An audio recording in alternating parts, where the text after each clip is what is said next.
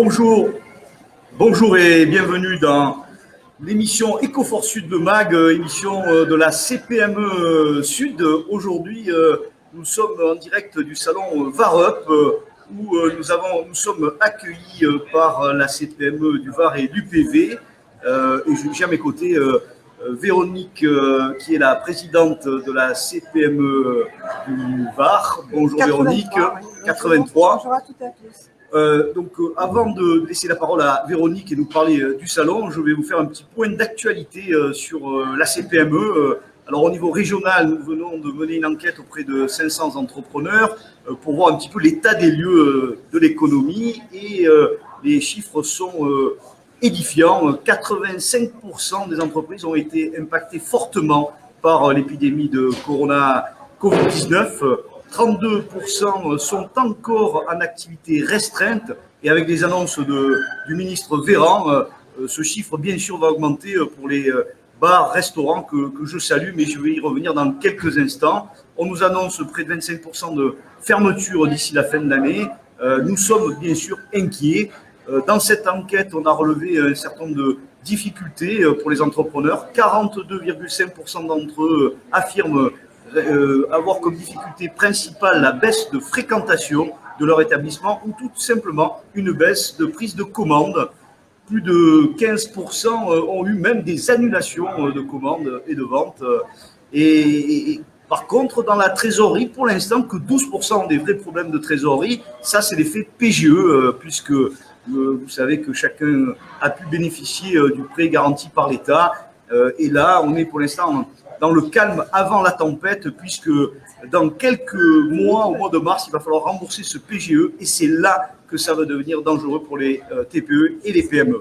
Alors vous dire bien sûr la colère de la CPME Sud qui soutient les cafés et les bars sur cette décision unilatérale décidée par Paris, par le ministre Véran, de fermer les bars et les restaurants. C'est sacrifier une profession alors que l'épidémie à Marseille, la courbe était en train de s'inverser.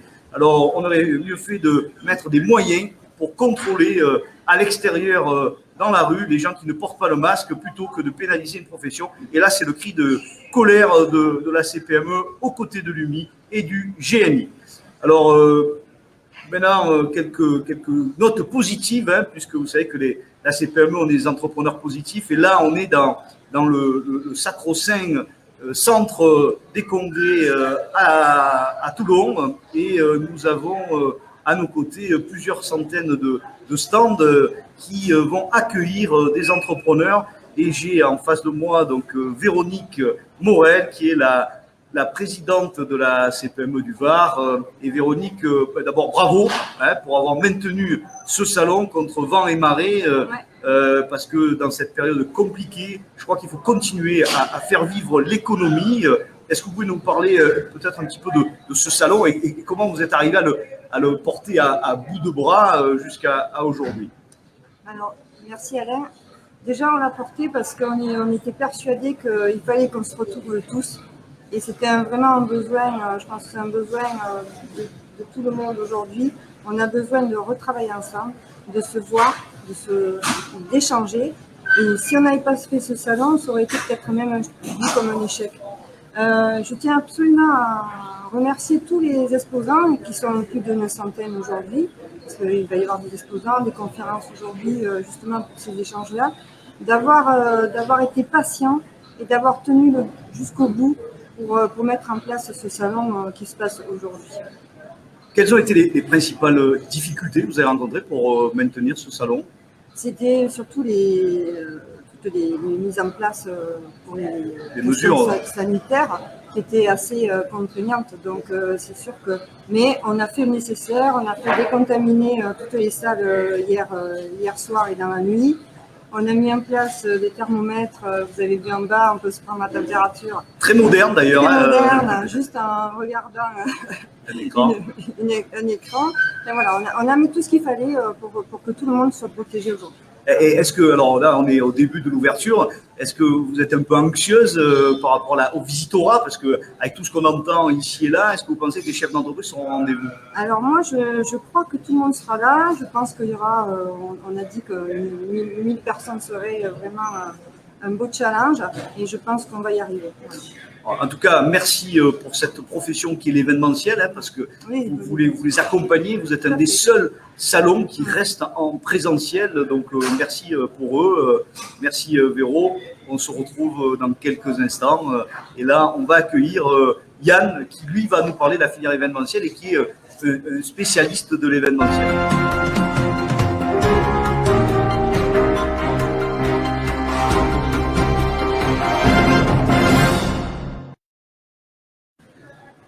Alors, Yann s'est installé, il vient de nous rejoindre. Donc, Yann Lozano, bonjour. Bonjour. Alors, vous êtes, vous, le fondateur, créateur de ce salon et partenaire du salon. Vous êtes dans une société d'événementiel. Aujourd'hui, la filière, elle est fortement impactée. Qu'est-ce que vous avez envie de nous dire là et de témoigner On est malheureusement les premiers à être arrêtés et on va être les derniers à redémarrer. Donc, c'est vrai qu'il y a eu ça a été un impact très, très fort. Un arrêt brutal, une annulation de tous les événements. Ça s'est fait au printemps, avec pourtant dans notre région, PACA et encore plus le Var, le printemps est une saison très importante. La saison d'été a continué, malheureusement, en septembre, on ne voit pas de reprise. On espère une reprise et malheureusement, on n'y est pas. C'est quoi votre quotidien là aujourd'hui? C'est quoi votre métier, vous, dans l'événementiel? Notre métier dans l'événementiel, on est une agence événementielle, donc on gère aussi bien la technique, l'artistique ou la logistique de tout type d'événements. Donc, on fait aussi bien du séminaire, du concert, de la technique pour des spectacles de municipalité. Et là, on prépare en ce moment, on l'espère, la saison de Noël, par exemple. Voilà. Mais c'est vrai que pour l'instant, on n'a pas de visibilité. Notre quotidien, c'est des demandes ponctuelles et des annulations, malheureusement. Et alors, comment vous envisagez la suite, en fait, là, dans les semaines à venir?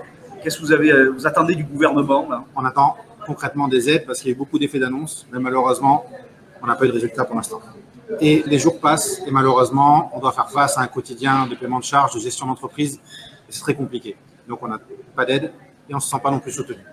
Alors, vous savez que la CPME Sud a pris à bras le corps ce sujet avec le SAE, qui est le syndicat des acteurs de l'événementiel, où nous avons prochainement rendez-vous d'ailleurs avec le préfet de région pour porter la voix de cette profession.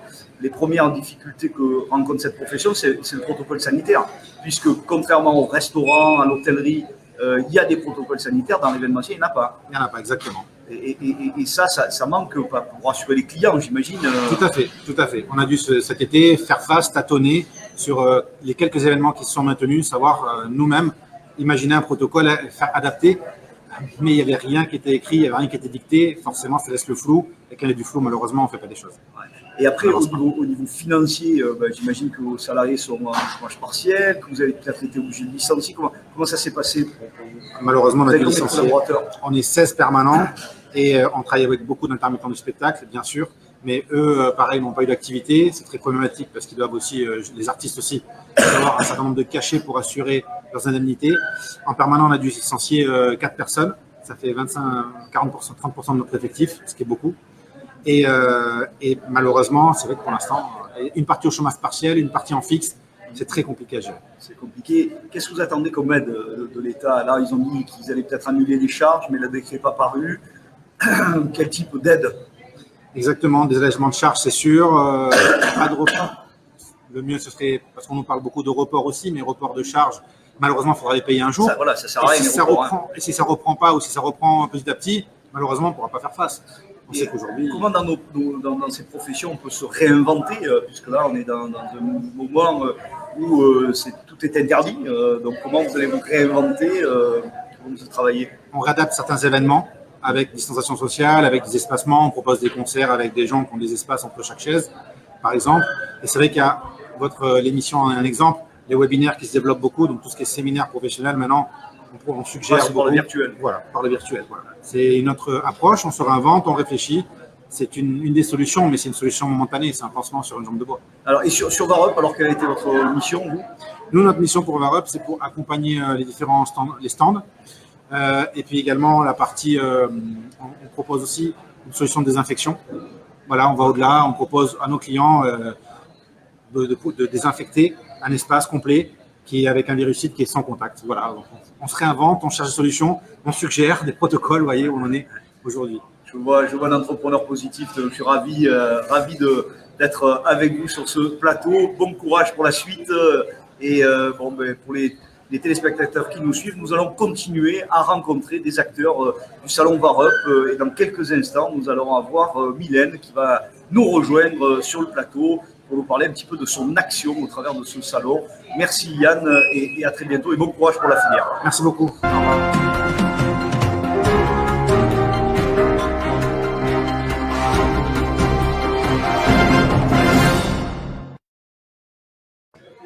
Bonjour Mylène, bienvenue sur le plateau de Ecoforce Sud, le MAG. Alors vous représentez la mutuelle verte, c'est bien ça?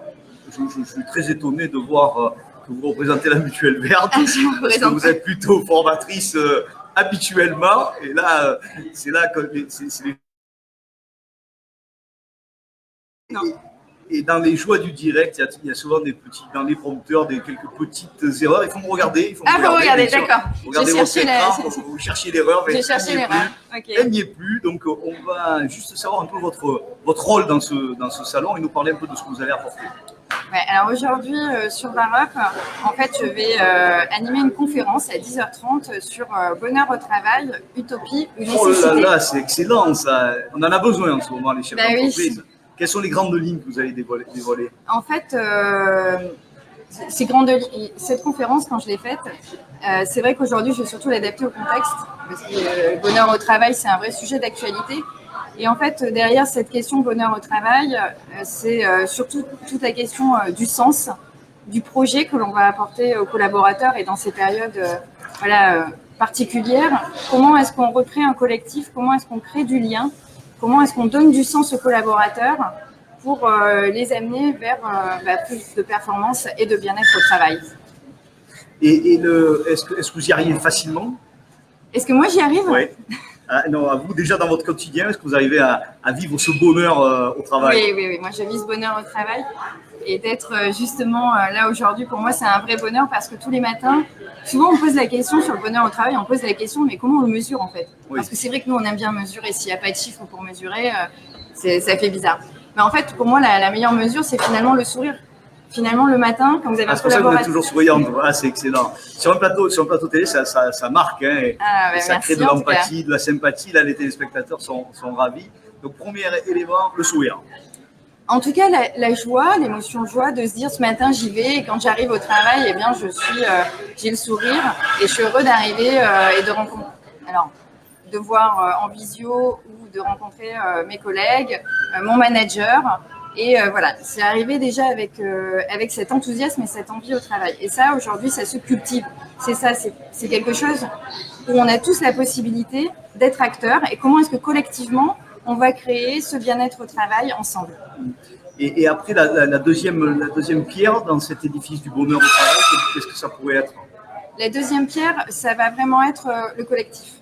Enfin, pour moi, c'est vrai que c'est comment créer la connexion entre les collaborateurs. Alors, la connexion maintenant avec le digital à distance ou en présentiel. Et comment créer les conditions pour construire ensemble ce projet d'entreprise et que chacun y ait sa part avec son identité propre, avec ses talents, avec ses forces. Voilà, comment est-ce qu'on peut construire ensemble ça? Donc c'est vraiment le collectif qui est au cœur, pour moi, en tout cas aujourd'hui, de ce bien-être au travail et de ce bonheur au travail. Et comment vous arrivez quand même dans un contexte aujourd'hui compliqué où il y a la distanciation, où il y a le virus, où les gens ne viennent pas forcément travailler, où ils viennent travailler avec la boule au ventre. Comment vous arrivez à les convaincre de garder du bonheur au travail? Alors, je crois qu'on ne les convainc pas. Je crois que c'est une démarche personnelle et je crois qu'il faut en parler en fait. La solution miracle, moi je ne l'ai pas, il n'y a pas de généralité. Et déjà, poser une parole, le manager, les entreprises, les chefs d'entreprise, se dire on en est où là aujourd'hui et vers où on veut aller. Et chaque entreprise, chaque personne va construire sa solution. Moi, c'est vraiment, je pense, la solution. Alors, pour finir, comment vous êtes venu à ce type de formation? Pourquoi? Alors, pourquoi? C'est une bonne question. Merci. Alors, moi, j'ai deux vies. J'ai fait 10 ans de salarié dans des grands groupes agroalimentaires en communication et en marketing. Et là, maintenant, je suis à 10 ans d'entrepreneuriat avec 2 startups. Et là, j'ai une société de conseil et d'accompagnement. J'en suis venue parce que quand j'ai vécu l'entreprise, j'ai eu des moments difficiles en entreprise. Et Et je suis persuadée que c'était la faute de personne, c'était juste à un moment, peut-être un alignement, une question, et je suis persuadée que l'entreprise est un lieu d'épanouissement et de bonheur, et j'ai cherché des solutions pour l'apporter à tout le monde, et j'en ai trouvé, ça existe, c'est possible, et voilà, j'ai à cœur de diffuser. Eh bien, écoutez, merci pour cette intervention. Vraiment, Merci on sent le bonheur qui rayonne dans vos yeux, dans votre sourire, et vous allez porter beaucoup de bonheur à cette formation. Donc, à 10h30 sur le salon VARUP, venez nombreux pour Exactement, venez y assister. nombreux voir cette conférence. Merci Mylène et à très bientôt. Merci à vous.